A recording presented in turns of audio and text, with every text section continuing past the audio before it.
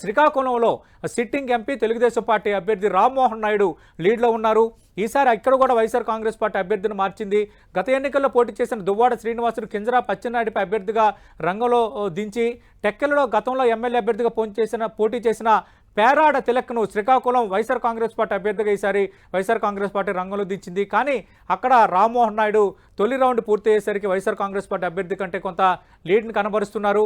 మనకు తెలుసు మొదటి 1-2 రౌండ్లు కౌంటింగ్ దాదాపు పూర్తయింది. మెజార్టీ సెంటర్లో తెలుగుదేశం పార్టీ 17 స్థానాల్లో లీడ్లో ఉంది, జనసేన 2 స్థానాల్లో లీడ్లో ఉంది, భారతీయ జనతా పార్టీ 1 స్థానంలో లీడ్లో ఉంది. అది కూడా విజయవాడ పశ్చిమ నుంచి మాజీ కేంద్ర మంత్రి సుజనా చౌదరి రంగంలో ఉన్నారు. సుజనా చౌదరి తొలి 2 రౌండ్లు పూర్తయ్యేసరికి లీడ్లో ఉన్నారు.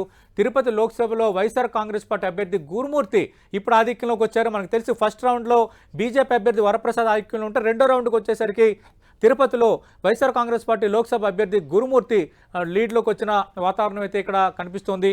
ఏదేమైనా కొంత ఉత్కంఠ రేగుతున్నాయి ఫలితాలు చూస్తున్నప్పుడు. ఇక నేషనల్